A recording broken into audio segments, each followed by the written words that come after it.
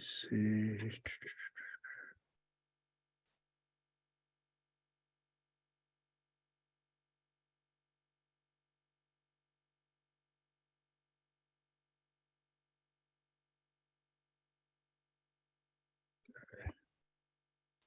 You guys should be able to see my screen.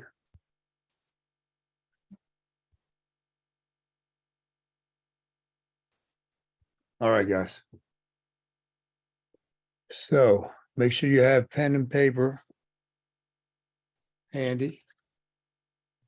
Gonna wake the brain up here.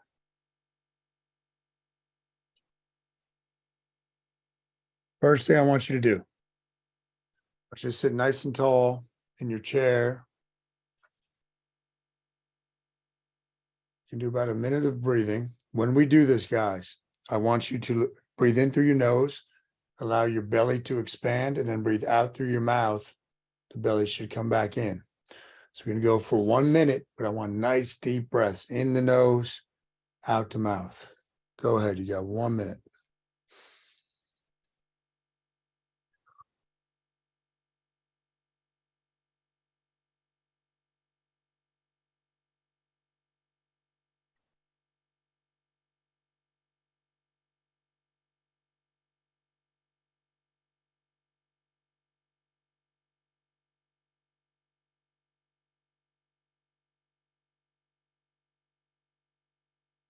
Breathe in through the nose, out through the mouth.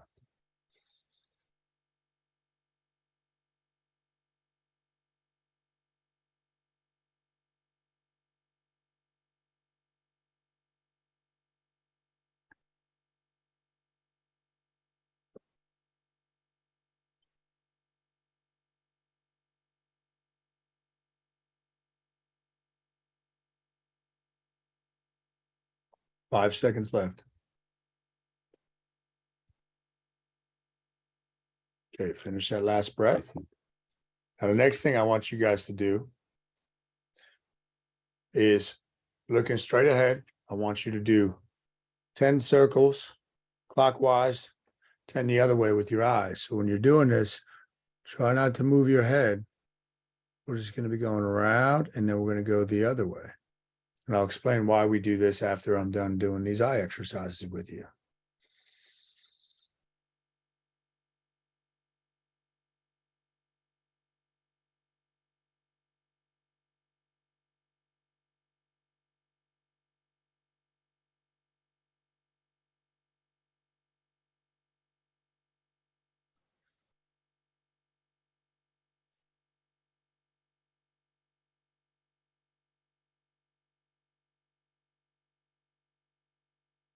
Okay, the next eye drill that you guys are going to do, we want the eyes and the head to go in a different direction. So if I'm turning my head this way, I want my eyes to look over here. Turn my head this way, I want my eyes to look over here. Okay, you're going to find that one side is probably easier than the other. I want you to get 10 each way. Just turn your head and bring your eyes the other way.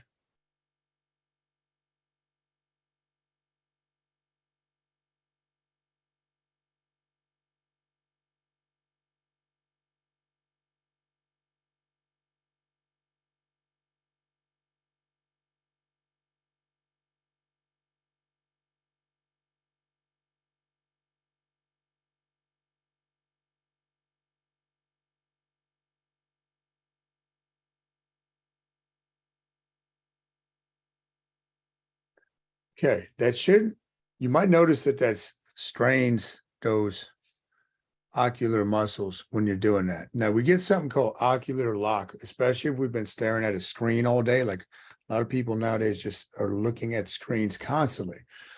And when that happens, the eyes get locked in, the muscles will actually start weakening, and it puts us into this stress response. We need to be able to use our eyes in every direction, right? It's a survival mechanism. So if we're artificially just locked here looking at a screen, and in particular with these electromagnetic frequencies, puts us into a stress state. We're going to be going over different parts of the nervous system tonight and why that's important. So that's why I like to do the eye drills. So I'm waking you guys up right now after a long day. Next thing I want you to do with your opposite hand. So for me, that would be my left hand. I want you to write my name is, right? Whatever your name is. And I want you to do this in cursive. I want this to be in cursive, and I want you to do it 5 times.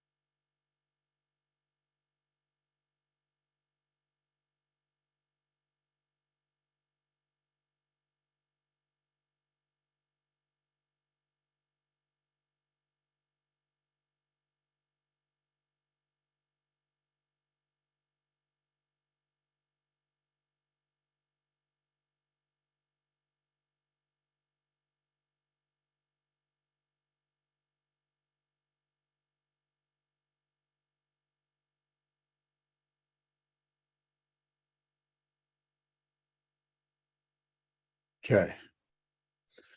So that, guys, a couple things with the brain. You want to try to start using your opposite hand with any situation that you can, little situations, right? Like, man, probably 10 years ago, I started making sure I brush my teeth with my left hand every day. Now it feels weird if I do it with my right hand. With the cursive is very good at engaging the prefrontal cortex of your brain. It's actually the way we're designed to write, not in block letters, in cursive. It's actually a very important thing.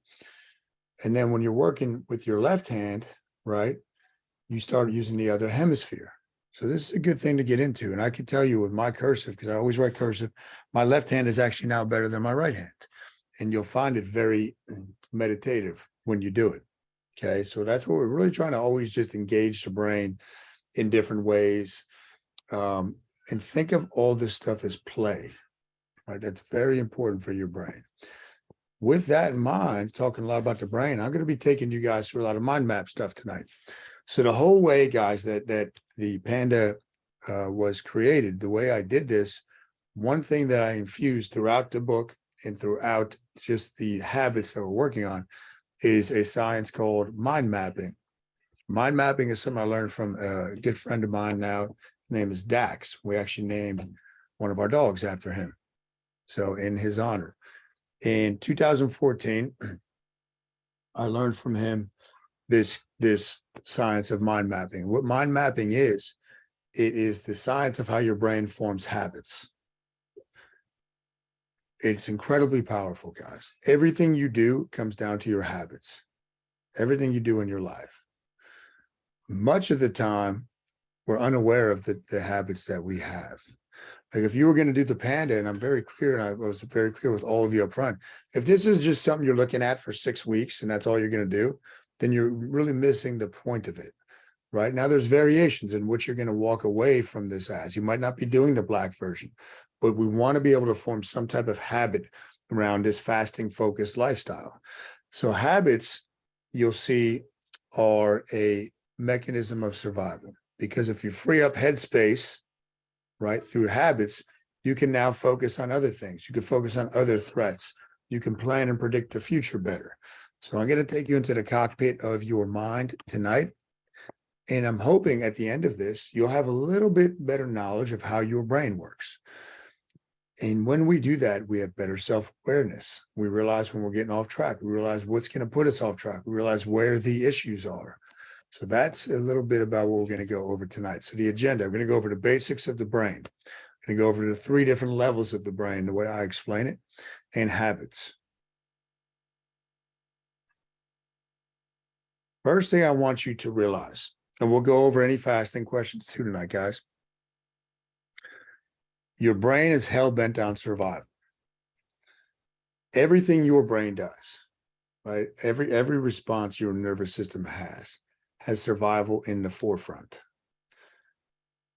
Now, being that it's hell-bent on survival, it's hardwired for the negative. It's hardwired for the negative. I like to give this analogy of these two sisters. I want you to go back about 3,000 years. And where they lived, right, there was this meadow, right? There was a meadow. And they would cross the meadow. It would take them a good 10, 15 minutes, huge meadow. And they would find this creek and they would play there. The one sister, and they're twins. Let me add that in. They're twins. The one sister would just skip along, happy-go-lucky, not a worry in the world. And she would get there safely and she would play. And she would get a lot more playtime than her sister, who would hide behind boulders, hide behind trees, was very nervous that they would be attacked by a lion. And what happens one day, the happy-go-lucky sister does get attacked by the lion and she's killed. So the genes that have been passed on through generations are the ones that are more cautious.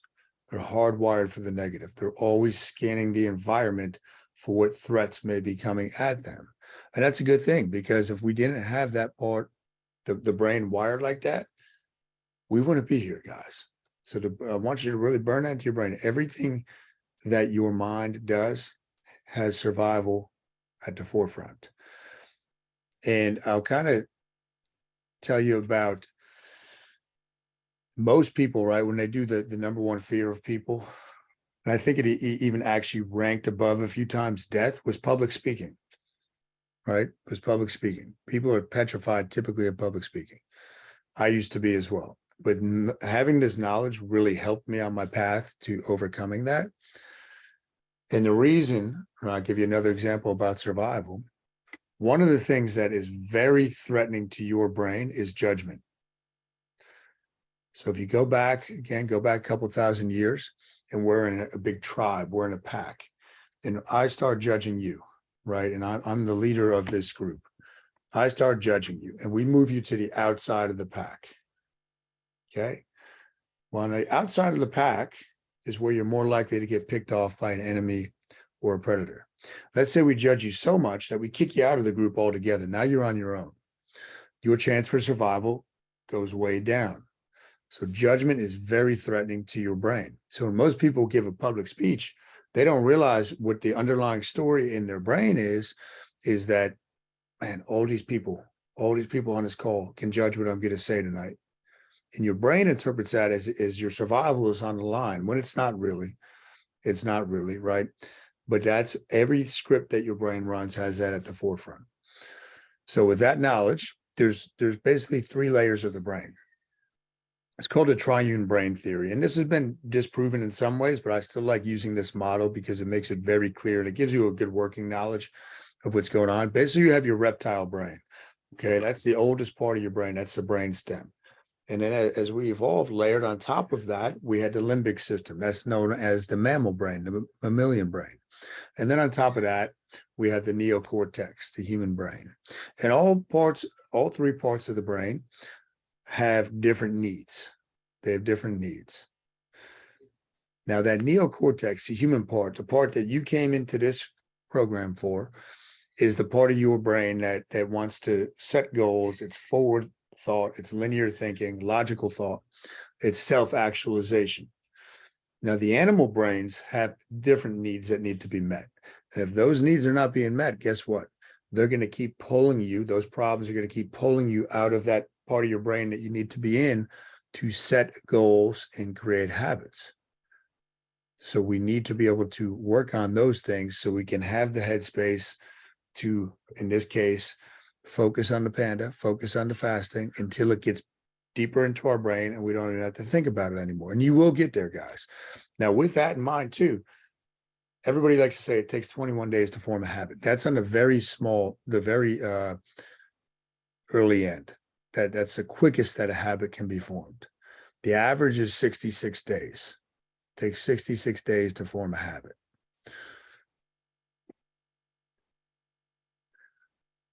So what is motivation? So over here, guys, this is actually my book that I have all my mind map notes on. And I'm looking through my notes today. Motivation is that which causes us to act. Okay, it's that which causes you to act. And we're going to go over to PCP tonight. But if your protection networks, okay, are holding your attention, okay, then we can focus on other things such as connection, which is going to be your mammal brain, and projection. Okay, so projection is that forward thought. So protection needs to be met first. Right? Think of that as the deeper parts of your brain. The motivation comes down to really where you're placing your attention. With a habit, we have an acronym called AIR, A-I-R. A is attention. I is intentions. We went over this last week with your 5, 6, 7. And the R is repetition. So place your attention on your intentions and repeat whatever it is you're trying to form a habit around until it gets deeper into your brain and it becomes a habit. That's why I had you guys do that exercise last week. If you were just doing this and you said, okay, I just want to lose weight, Kyle, I want to lose 10 pounds. And everybody's going through this, right? But that's the level of thinking that you stopped at. There's no emotional energy behind that. You're not going to form a habit around it. That's one of the reasons most people fail at their goals. It's one of the reasons typical North American diets don't work. Okay, it's just, I want to lose 20 pounds. If you dug deeper, and I hope you did that exercise last week where you got your 5th, 6th, and 7th answer, those are your intentions. And that's where you got to place your attention. Where your attention goes, energy flows, and results will follow. Okay? Where your attention goes, energy flows, and results will follow. Now, your greatest asset, I think I mentioned this last week with the biofeedback, as a human being is your energy. Okay? Your greatest asset is your energy. Now, when we're looking at the nervous system, we basically have 2 parts of one branch of the nervous system that I want to talk about. The autonomic, okay, nervous system. We have the sympathetic and parasympathetic. So the sympathetic nervous system, that doesn't mean that you feel sorry for it. The sympathetic is survival. We have fight, flight, and freeze. Most people never talk about freeze. But when we look at a survival response, the first option always, okay, is flight. That's what we would want to choose. But if we can run away from the situation, let's run. Let's get out of there. Because if you stay and fight, chances for survival go down. Now, if we feel stuck, okay, if we feel stuck that we can't fight life, right? We can't run away from, we can't flight, we can't run away from the situation, and we can't fight it, we go into a freeze mode. And your freeze mode is basically when you will feel depressed, right? When you feel like you can't really muster up the energy to do anything. That's because your mind is saying, man, I can't fight this. I can't run from it. I'm just going to go into freeze mode, go into my little shell. So with these things, I want you to be aware of some language. So everything is going to come down to your mind.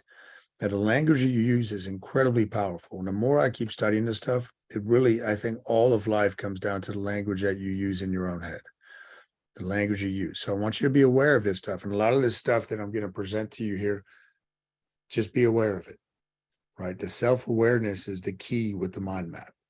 Because if you're more aware of the self, now you can stay on track much more. So fight language. And use this and think about this in any relationship. Think if you have a spouse, okay? Think if you got a boyfriend or girlfriend. When you're using a lot of you did this, you did that, you did this. That's fight language, right? That's a stress type of thing.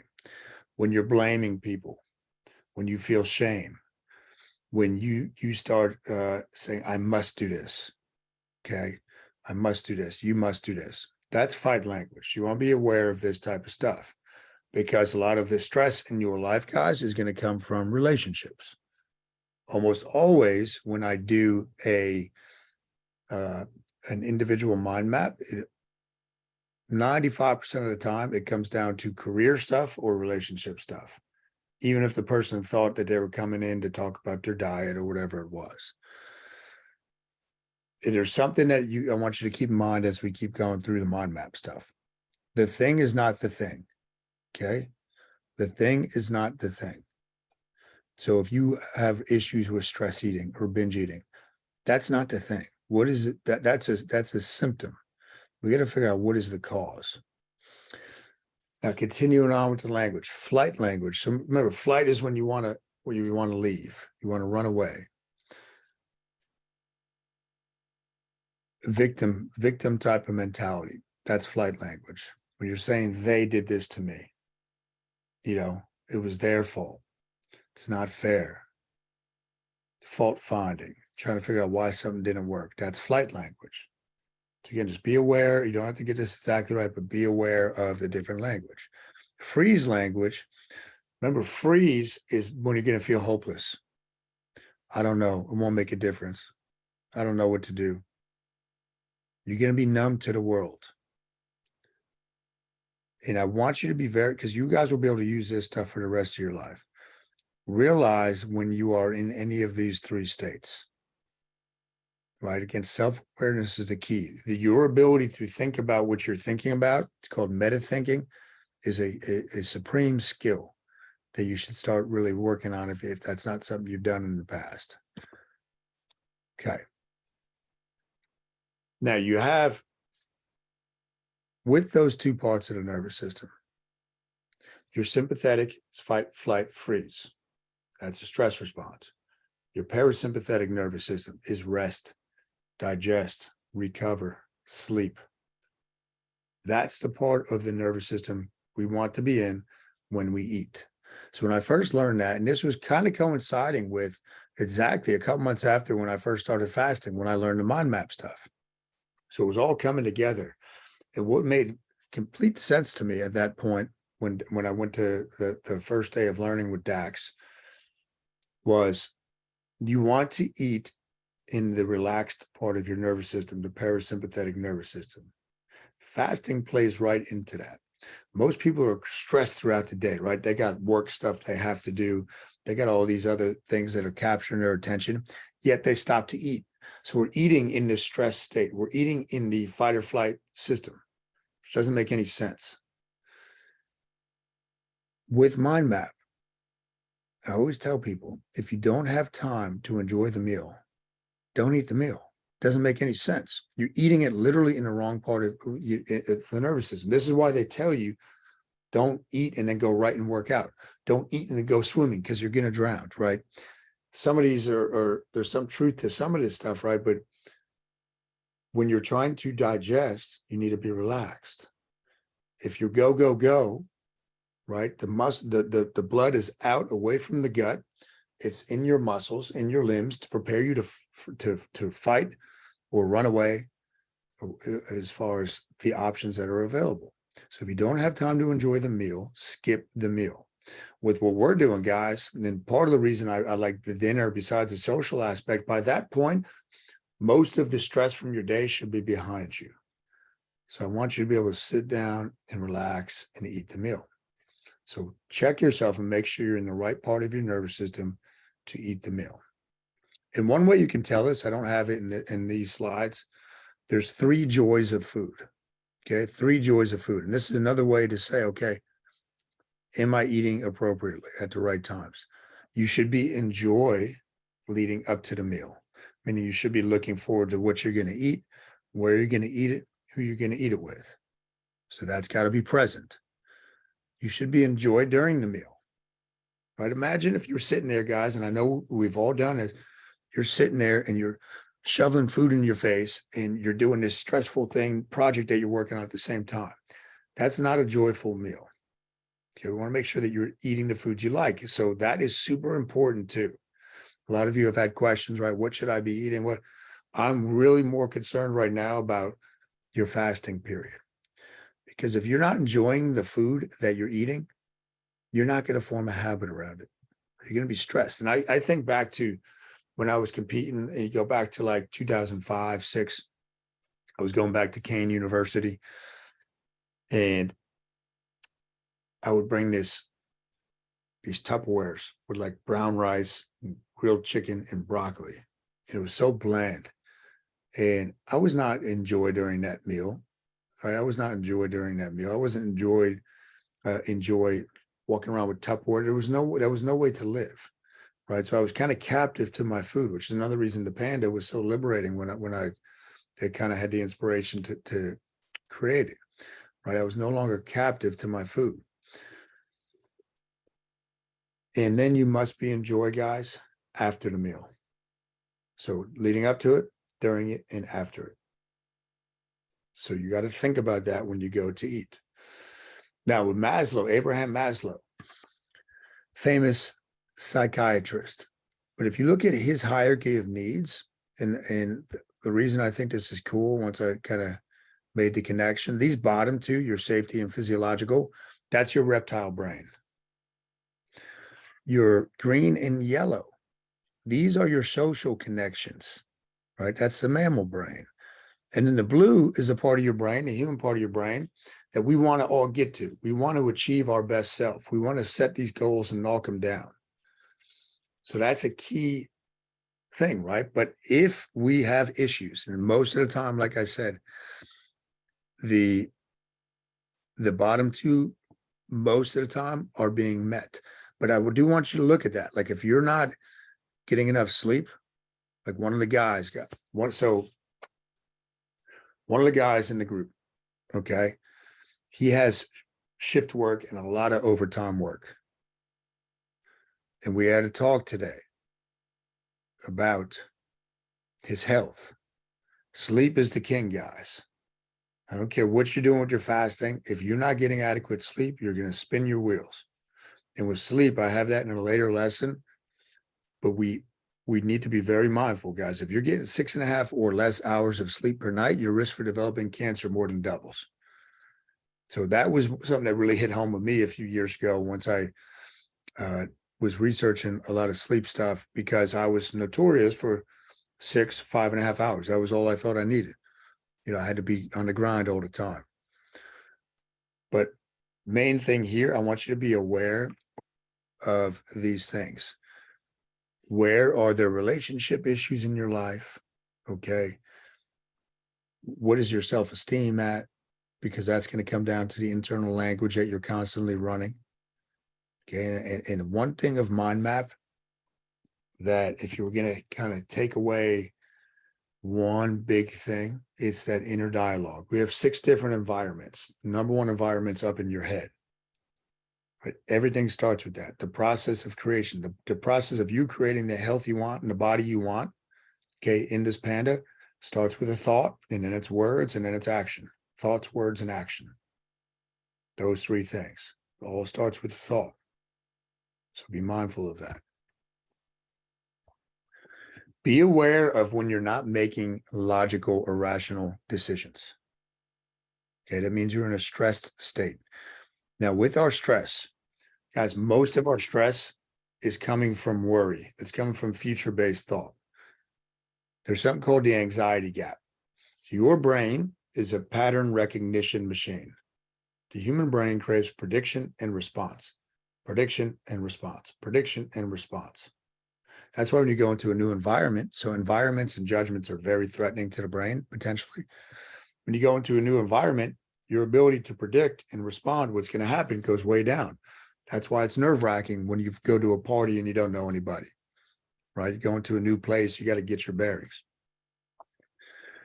So the brain craves prediction and response.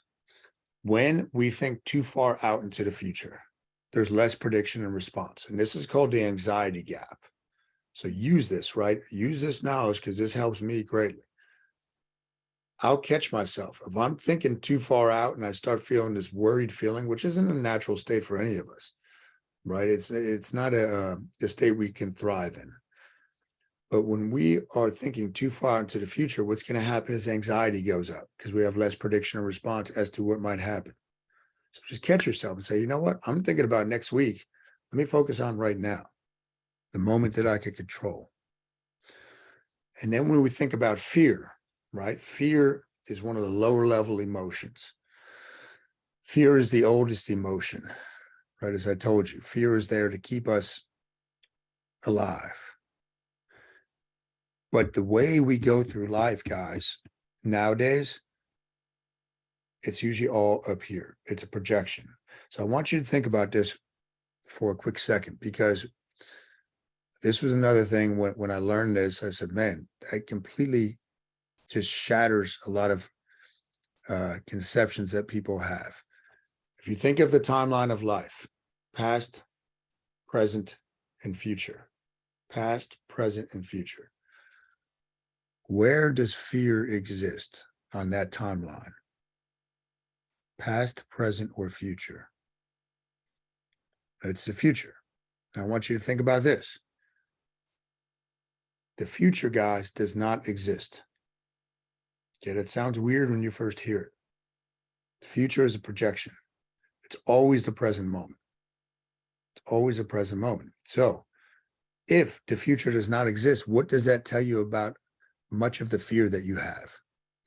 It's an illusion. It's completely made up in your head. And once we can start dealing with stuff like that, guess what happens to our stress level? Goes down. Guess what? It's easier to form habits. Our hormones start regulating and optimizing. So there's all this cool stuff with this. And with that fear thing, guys, when I resigned from teaching in 2012 to run Newell Strength full time, there was fear I had to work through. I was almost vested in my pension.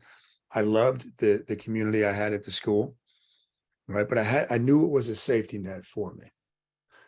And I had to work through a lot of mental stuff right before, I had to give 60 days notice. Did all this mental work. And once I realized that, hey, you know what? Even if I go for this and it doesn't work, I'm not going to sit in the corner and die. I'm going to survive. I'll figure something out. And I started realizing, wait a minute, this fear is just, it's a story you tell yourself. Okay. It's an inner dialogue. So I want you guys to be very aware of that, because you can use that in any situation. So habits, that's what we're really trying to get to, right?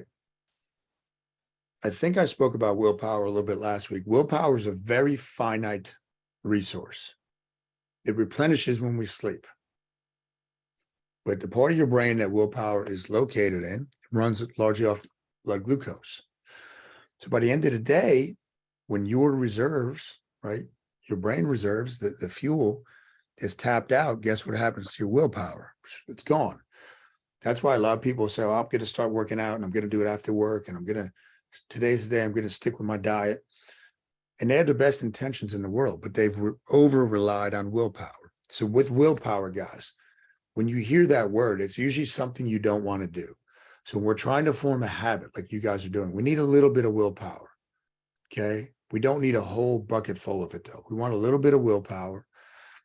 And we have to use that long enough, again, until this, in our case, fasting, moves into, it's called the basal ganglia part of your brain. And that's the home of habit. Right. So we use a little bit of willpower, not a lot of willpower. If you have to use a ton of willpower with anything that you're trying to form a habit around, your brain won't form a habit around it. It will not. Your brain will not form a habit around anything that you don't find pleasurable. So that's another key thing, right? If I had to tell you secrets with the Panda, it's all the mental game. It is a complete mental game. Physically, you can all do this, no problem. And then some. So I want you to remember that with willpower. And that goes down to, last week we were going over definitions, I believe. You're not going to be miserable doing something and then get to a destination and be happy. Okay. So remember that. I want you to remember that for the rest of your life when it comes to willpower. Now you're going to face regressions. We all do. The thing that is always going to knock you off track is stress. It's always going to be the thing that knocks you off track. Now here's the key. Here's what's cool with my map, right? Once we get to the next level of something, when we get knocked off, we're not going to go all the way back to the starting point. It'll be to the last thing that we really formed a habit around. So with some of you, right, when you're done with the Panda, that might be, okay, you know what? Stress got to me, but I still was able to stick with one meal a day. Maybe I didn't do a longer fast this month, but I was still able to stick with one meal a day. So that's the key. When we regress, we don't go all the way back to the beginning. We just go to the previous level. Think of it like a video game. I like using analogies because that's how our brain really thinks. Okay, it sees pictures, and it likes questions. These are the 12 steps of mind map. Now, I want you to think of these as I go through these with Panda. Provides safety, right? You are in an environment where you have the coaching that you can safely explore fasting. A lot of people have fear around fasting. That's the main reason I have you guys start out with the 48-hour fast, is to knock that fear out of the equation. Now, once you are safe, right? You feel safe, the brain says, okay, now I can start exploring. And that's what we want to really use the 6 weeks for. Let's explore, right? And the exploration is going to allow for clarity. So some of you are already doing 72. Some of you have already done 248s. That exploration is going to give you the ultimate clarity, because ultimately the direct knowledge that you develop is where you're going to take ownership, right? And you're going to make this your own. You're going to connect the dots. The clarity allows for understanding. Understanding leads to belief. Okay, belief leads to trust. Trust leads to action, right? Okay, I get this. I can keep doing this. Maybe I'll start doing a little bit more. Maybe I'll start throwing this in. Action leads to change. Change leads to habit. Habit to transformation. Transformation leads to growth, right? Remember, growth is basically a synonym for happiness. But then what happens? We get to a certain point and we want to take on a new challenge. Now we go back to step one. Okay, we go back to step one. So those are the 12 steps of mind map.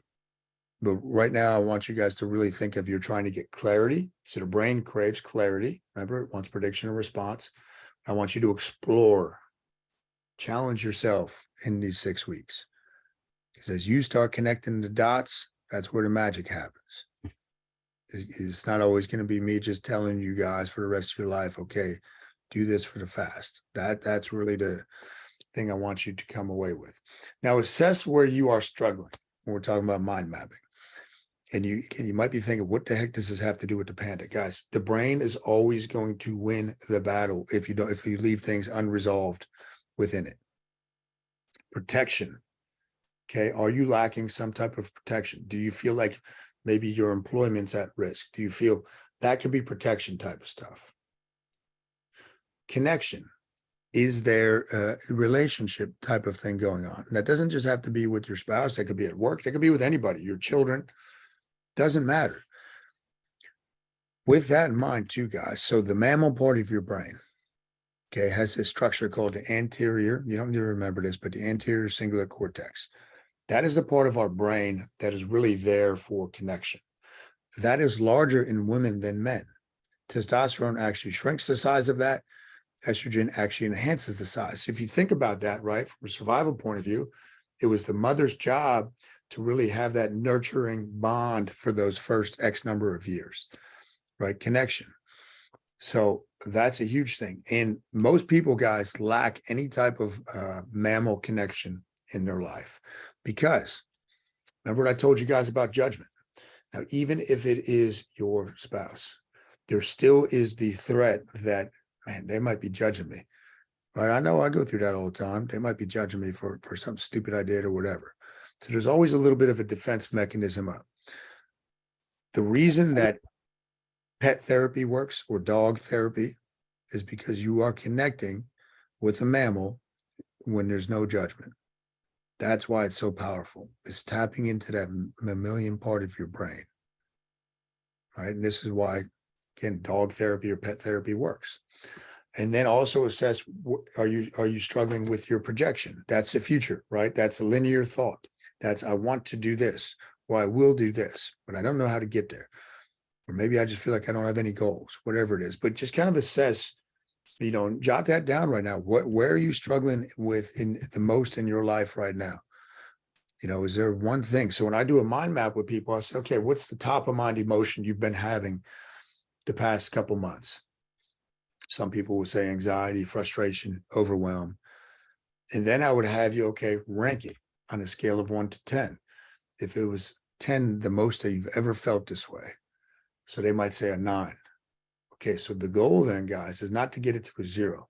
It's let's come up with a strategy to get it to an 8 over the next couple of weeks. And this is the way you chip away at it. And as you chip away at that type of stuff, guys, you free up headspace. Now you can get to that blue zone, right? That blue part of the pyramid where you can really create the life of your dreams. And guys, a lot of the times too,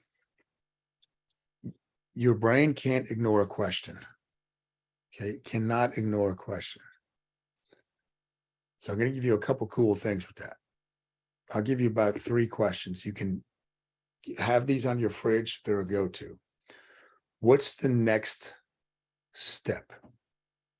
Right? So if we're thinking, okay, I want to go from here to here, A to Z, there's all these unknowns. Most people, guess what happens? They go into freeze mode. They never take action because they can't figure out what the hell are all these steps. What if you went, okay, how do I get to B? So what's the next step? Another one I want you to write down as far as a question that you can always go to, because this will be a big clue if you're having a bad day or you're having a bad week. What is capturing my attention? What is capturing my attention? Guarantee you, wherever your attention is how you're going to feel. And the last one, I'll give you a reframing. We went over some reframing last week, but your brain, it's called the open loop theory. So if there's a loop and this part is not closed, the brain does not like that. It wants to close that up. That's why it can't ignore a question.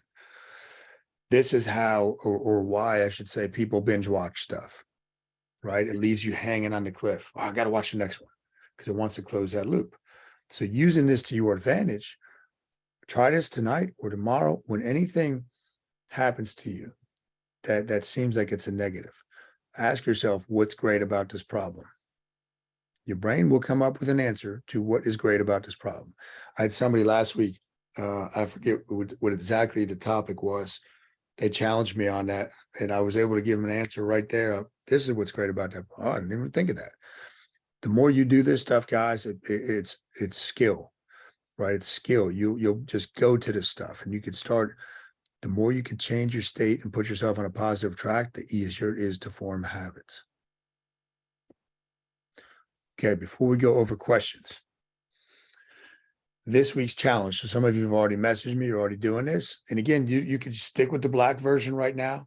That's totally fine. That'll work wonders for you. But if you want to try 248s or 72, go for it. Okay, I know some of you already did this last week.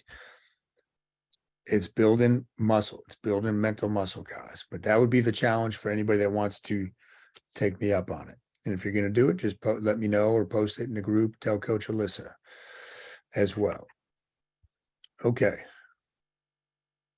So now we can go over any questions you guys have regarding any feedback, any biofeedback, any fasting stuff, anything about the brain. Just unmute yourself and I'll be giving you guys my best effort to answer your questions.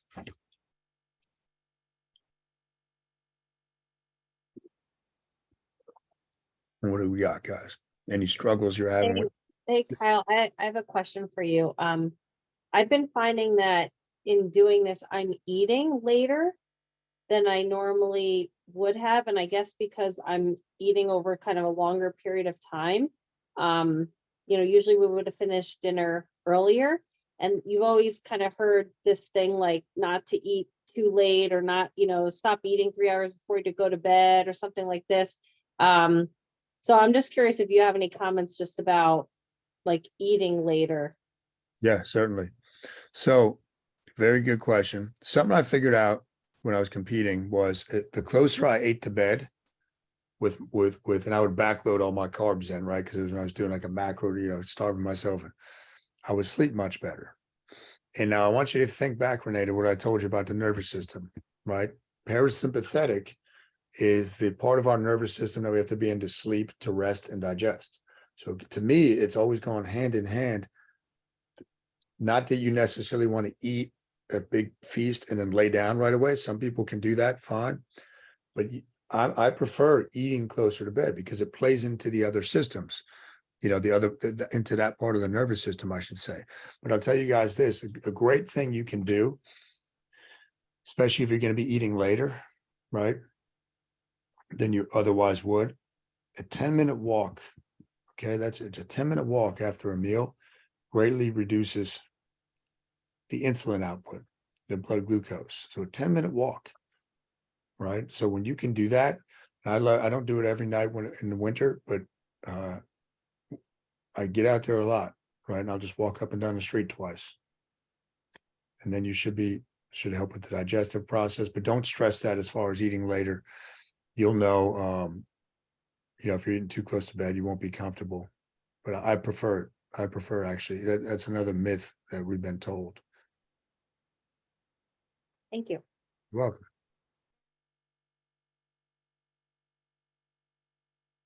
What else do you guys got? I'm sure some of you guys got questions. Well, you're thinking of your questions too, guys. Remember this. It's normal to struggle. Okay. Struggling is how you grow stronger. When you struggle in the gym, you're sending the body the signal, hey, I got to come back bigger and stronger. The Panda, right? Some of you, I don't want you to confuse simple and easy. So I was going over this with Sandy earlier. Do not confuse this simple with easy. This is incredibly simple. Right now, it's not going to be the easiest thing for you. It's not a habit yet.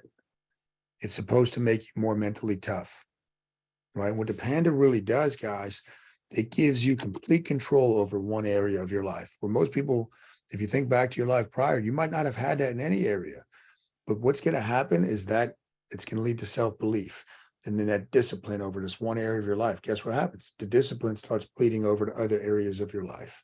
So it's a really cool thing, but don't beat yourself up if week one didn't go the way you wanted it to. It's supposed to be a little bit of a struggle, right? Remember, that's how the caterpillar turns into a butterfly. It struggles. If it didn't have that struggle breaking out of the chrysalis, it wouldn't exist, right? It needs that to develop the wings. So I want you guys to really use that metaphor if you feel like you're struggling. It's a good thing.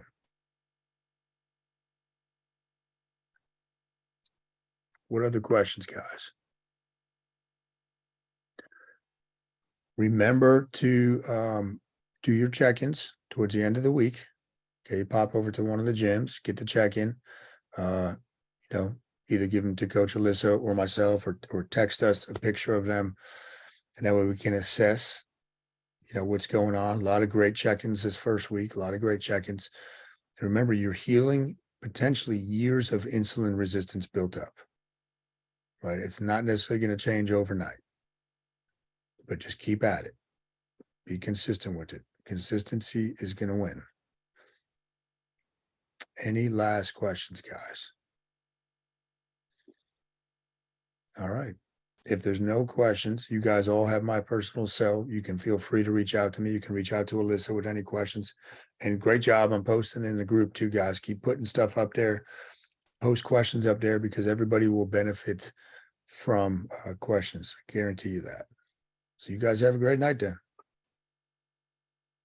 Thanks, Kyle. All right. I'll see you guys later. Good night. Night. Bye. Good night. Thanks. Good night. Thank you. Welcome, guys.